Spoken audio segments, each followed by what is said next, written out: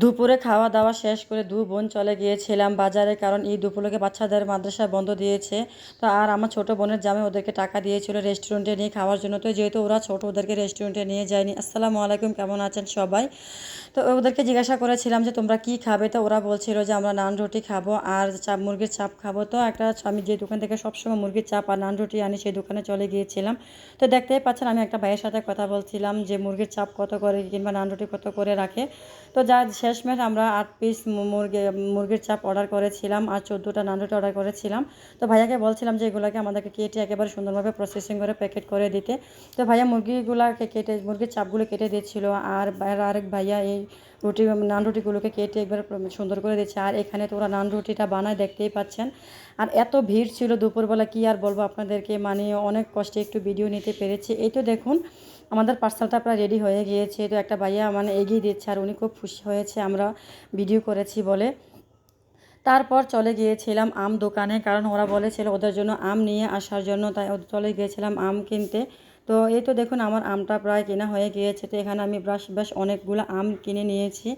তো আম নিয়ে চলে গিয়েছিলাম লিচুর দোকানে, কারণ এইদিকে লিচুগুলো আমার পছন্দ হয়নি। আমি চেয়েছিলাম যে রাজশাহী লিচুটা কেনার জন্য। তো একটা দোকানে গিয়ে দেখি যে রাজশাহী লিচুগুলো আছে। তো এই তো দেখতেই পাচ্ছেন যে অনেক মানুষ, এখানে দাঁড়ানোর মতো অবস্থা ছিল না।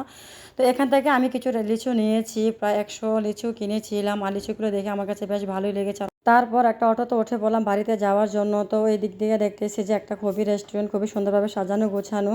তো এখনও যাওয়া হয়নি, ইনশাল্লাহ একদিন এই রেস্টুরেন্টে গিয়ে দেখবো যে তার রেস্টুরেন্টে খাওয়া দাওয়া কেমন হয়। তো বাহির থেকে দেখা যেটা খুবই সুন্দরভাবে সাজিয়েছে ওরা। আর বাড়িতে যাওয়ার পর এগুলো খুলে দেখবো যে কেমন হয়েছে। তো এখন আমি এগুলোকে এক এক করে খুলে নিব। তো এই তো দেখুন এখন আমি আমগুলোকে একটা বলের মধ্যে ঢেলে নিচ্ছি। তো আমগুলোকে উপর দিয়ে দেখতে দেখা যাচ্ছে খুবই ভালো লেগেছে। আর তারপর আমি লিচুগুলোকে এখানে রেখে দিব।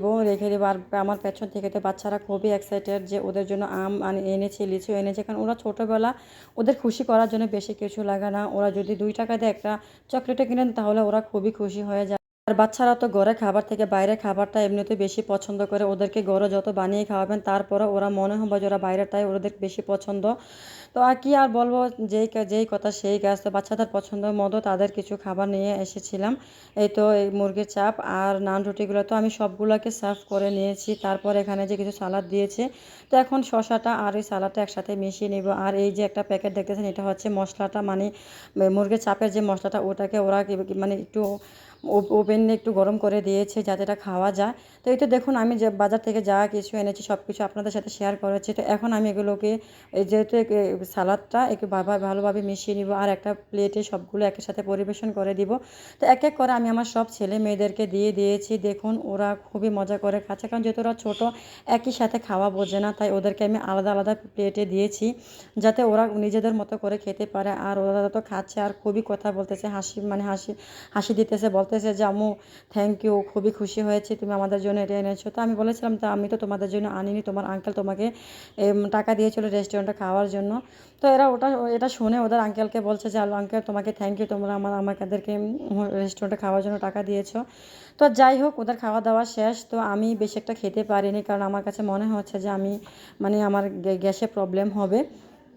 তো এই তো দেখুন আমি এখানে কিছু আম কেটে নিচ্ছি বাচ্চাদের জন্য। ওদেরকে এভাবে আম কেটে দিলে ওরা অনেক খুশি হয়, ভাবে যে এটা একটু ঘর দেখতেও সুন্দর লাগে। তাই আমি ওদের জন্য কিছু আম এভাবে কেটে ডেকোরেশন করে নিচ্ছি, কারণ বাচ্চাদের পছন্দটাই মায়েদের কাছে সব থেকে আগে। ওরা যেভাবে খেতে ভালোবাসে আমার কাছে মনে হয় প্রত্যেকটা মা ঠিক তাদেরকে সেভাবেই খাবার দিতে ভালোবাসে। তো আমার কাছে খুবই ভালো লাগে আমাদের বাচ্চারা যেভাবে খেতে পছন্দ করে, আমি ঠিক ওইভাবেই আমার বাচ্চাদেরকে বানিয়ে দিই। তো এই তো দেখুন আমি এখানে কিছু আম কেটে দিয়ে নিয়েছি আর কিছু লিচু আমি ছিলে নিচ্ছি, কারণ লিচুটা খুবই মিষ্টি ছিল আর আমটা বেশি একটা ভালো পড়েনি, এটা টক মিষ্টি ছিল। তো এই তো আজকের ভিডিওটা কেমন হয়েছে আপনারা অবশ্যই আমাকে কমেন্টে জানাতে পারেন। আর ছেলে মেয়েকে নিয়ে কে কীভাবে ঈদে আনন্দ করেছেন তাও অবশ্যই কমেন্টে জানাবেন। তো এই তো আজকের মতো বিদায় নিচ্ছি। আল্লাহ হাফেজ।